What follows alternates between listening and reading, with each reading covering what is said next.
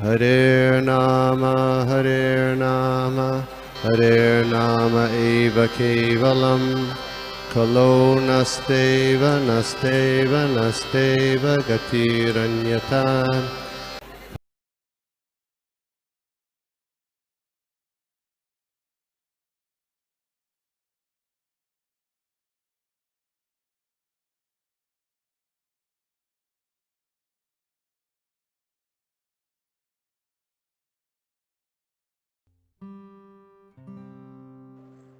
Shloka number shloka नहीं, इसको नारद भक्ति सूत्र में सारे इन श्लोकों को सूत्र कहा गया है। और हम लोग जैसे देख रहे हैं कि सूत्र मतलब कोड, तो जितने भी कोड होते हैं एकदम छोटे छोटे होते हैं, वैसे ही ये जो सारे सूत्र हैं एकदम छोटे छोटे हैं। तो हम लोग अगला सूत्र देखते हैं यहाँ पे। तो यहाँ पे जो अगला सूत्र है, सूत्र नंबर 14, उसमें मैं पढ़ता हूँ। अगर आप लोगों को रिपीट करना है तो रिपीट कर सकते हैं। लोके अपि तावद एव लोके अपि तावदेव भोजनादि व्यापारस्त्व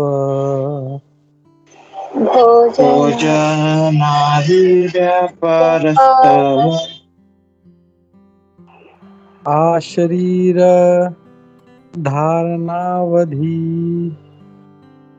शरीरधारणावधि।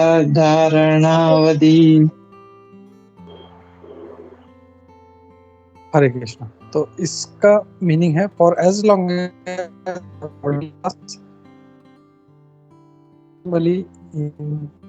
Medical activities and such matters as eating. तो ये जो श्लोक है इसमें नारद मुनि जी इंस्ट्रक्ट कर रहे हैं, वो कह रहे हैं कि जब तक हमारा शरीर है, मतलब ऐसे नहीं कि जब हम बूढ़े हो जाए या जब हम शादी कर ले या जब हम जवान हो जाए, नहीं, जब तक हमारा शरीर है हमको सोशल और पॉलिटिकल एक्टिविटीज में हमको बिल्कुल मतलब नगण्य रूप से, मतलब जितना हो सके उसको अवॉइड करना चाहिए। हम लोगों का कोई पॉलिटिकल एक्टिविटीज में या सोशल एक्टिविटीज में हमारा कोई लेना देना नहीं है, तो जितना हो सके उसको अवॉइड करना है। मतलब सोशल तो हम लोग कभी कभी थोड़ा सा हम लोग कर सोशल इन्वॉल्वमेंट करते हैं, कभी किसी के बर्थडे पार्टी में गए, किसी के शादी में गए, तो हम लोग वहां पे भी जाते हैं, तो हम लोग मौका ढूंढते हैं कि कैसे हम प्रचार करें। तो अगर उद्देश्य अपना अगर भगवान के संदेश का प्रचार करना है तो इट इज़ वेरी गुड, हम लोग को वो करना चाहिए। नहीं, अगर उद्देश्य है पार्टी में जाके सिर्फ अच्छा भोजन करना या अच्छे अपने अच्छे अच्छे कपड़े लोगों को दिखाना, तो दैट काइंड ऑफ जो एक्टिविटीज़ हैं वो हमको अवॉइड करना चाहिए। Social and even political activities में भी हमारा कोई लेने देना नहीं है। हम लोग को बिल्कुल अवॉइड करना चाहिए। बहुत से लोग एकदम पॉलिटिक्स का मामला बोले तो बहुत इमोशनल हो जाते हैं, अरे इसने ये कर दिया, इसने ये कर दिया। तो दैट इज ऑल, सब जो है कर्म, जो काल का चक्र है उसके हिसाब से हो रहा है, कोई कुछ नहीं कर रहा, सब भगवान की इच्छा से हो रहा है। ये हम लोग को समझना चाहिए and we should keep aloof, सारे पॉलिटिकल एक्टिविटीज से हमको दूर रहना। और फिर आगे कहते हैं and in such matters as eating, और खाने पीने के मामले में भी हम लोगों को जितना मिनिमम हो सके, मतलब जस्ट बोलते हैं ना, बॉडी को अलाइव रखने के लिए, बॉडी को जिंदा रखने के लिए जितना हमें ज़रूरत है उतना ही खाना चाहिए। जैसे कभी कभी हम लोग देखते हैं कुछ लोग अति भोजन कर लेते हैं, हमको अच्छा लग गया, पनीर का सब्जी पसंद आ गया तो अरे प्रभु और डालो, पेट फटने तक खाते हैं। या गुलाब जामुन बहुत अच्छा लगा तो 2 4 5 10, ऐसे नहीं करना चाहिए। और ये क्यों नहीं करना चाहिए? क्योंकि इससे भी हमारी भक्ति का नाश होता है। तो ये है आज के सूत्र का ट्रांसलेशन। हम लोग परपट देखते हैं, तात्पर्य श्री प्रभुपाद द्वारा। श्री प्रभुपाद जय। Spiritual life begins when a person understands that he is not the body. Prabhupada ji यहाँ पे बहुत अच्छा स्टार्ट कर रहे हैं कि आदमी जब तक अपने आप को शरीर समझता है तब तक वो आध्यात्मिक जीवन को स्टार्ट नहीं कर सकता, भक्ति स्टार्ट नहीं कर सकता। जिस पोजीशन से या जिस टाइम से उसको लगेगा कि मैं पुरुष नहीं हूँ, मैं स्त्री नहीं हूँ, मैं इंडियन नहीं हूँ, मैं काला नहीं हूँ, मैं गोरा नहीं हूँ, ये सब जो एक उपाधि है इस शरीर से संबंधित, उसको जब छोड़ता है तब जाके वो भक्ति स्टार्ट कर सकता है। और इस भौतिक जगत में हमारा जितना भी कनेक्शन है, चाहे वो सोशल हो, पॉलिटिकल हो, या या आहार, निद्रा, भय और मैथुन से संबंधित हो, कि ये सारा जो है हमारे मटेरियल बॉडी से संबंधित है।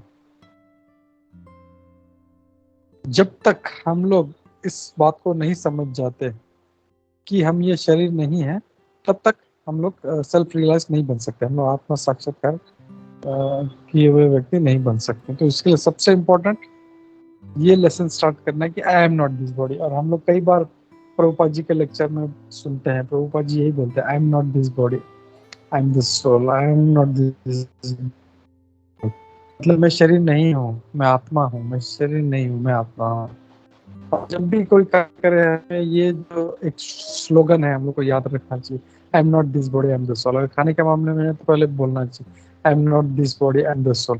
तो जब मैं बॉडी नहीं हूँ तो फिर मुझे अत्याहार करने की क्या जरूरत, पसंद आया ठीक है, चलो ठीक है, एक चम्मच खा लिया, पेट भर गया, बस ओके, रख दिया हम लोगों ने। तो ये जब ऐसा हम लोग अपना माइंड सेट रखेंगे तो ही हम लोग भक्ति में आगे बढ़ पाएंगे। फिर प्रभुपाद जी यहाँ पे 18वें अध्याय का श्लोका नंबर 54 कोट करते हैं, जहाँ पे वो कहते हैं, ब्रह्म भूत प्रसन्नात्मा न सोचती न शोचति न कांक्षति समः सर्वेषु भूतेषु मद्भक्तिं लभते पराम। तो क्या कहते हैं, ये ब्रह्म भूत, ये जो स्टेज है, ये प्रसन्न आत्मा, ये प्रसन्न आत्मा को दर्शाता है। और न सोचती न कांक्षती, ऐसा व्यक्ति जो है, ब्रह्मभूत व्यक्ति जो है, न कभी शोक करता है, न कभी कोई इच्छा करता है। किसी का कुछ खो गया तो भी वो दुख नहीं करता, कुछ मिल गया तो भी वो खुश नहीं होता, और हर किसी को समभाव से देखता है। सम सर्वभूतेषु, हर किसी को ऐसा नहीं अरे ये मेरे गांव का व्यक्ति है तो अरे मुझे बहुत ज्यादा प्रिय है, ये व्यक्ति अफ्रीकन है, काला है, तो छी छी छी मेरे को उससे दूर रहे, नहीं। सम सर्वभूतेषु मतलब हर किसी से समभाव रखना है, अमीर गरीब, छोटा बड़ा, या ब्राह्मण शूद्र, ये सब ऐसा भेदभाव हम लोगों को नहीं करना है। हम लोगों को सम सर्वेषु भूतेषु मद भक्ति लभते पराम। और ऐसा व्यक्ति को क्या होगा, भगवान कृष्ण क्या कहते हैं, these qualities are preliminary to entering into pure devotional service. Sir ऐसा जिसका गुण है वो आराम से भक्ति में प्रवेश कर सकता है। तो क्या होना, ब्रह्मभूत स्टेज में रहना है, और ऐसा ब्रह्मभूत व्यक्ति जो है हमेशा खुश रहता है, न कभी शोचती, न कभी शोक करता है, न कांक्षती, न कुछ इच्छा करता है, न बहुत ज्यादा खुश होता है। और ऐसा व्यक्ति जो है दूसरा और एक है सम सर्वभूतेषु, हर किसी को एक समान रूप से देखता है। तो ऐसा व्यक्ति जो है आराम से भक्ति कर सकता है। भगवान बोलते हैं मद भक्ति लभते पराम, जो परम भक्ति है वो मेरा प्राप्त कर सकता है। तो 9:30 हो रहे हैं, तो मैं रुकता हूँ यहाँ पे, और किसी का कोई डाउट्स है तो या क्वेश्चन है या कमेंट्स है तो लेते हैं। हरे कृष्णा।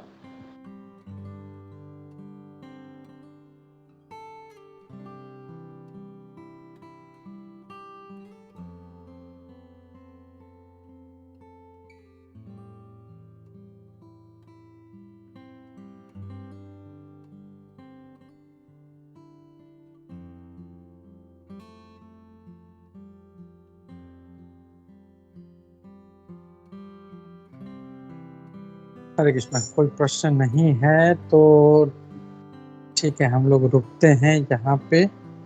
हरे कृष्णा। श्री श्री नारद भक्ति सूत्र की जय, श्री प्रभात की जय। हरे कृष्णा।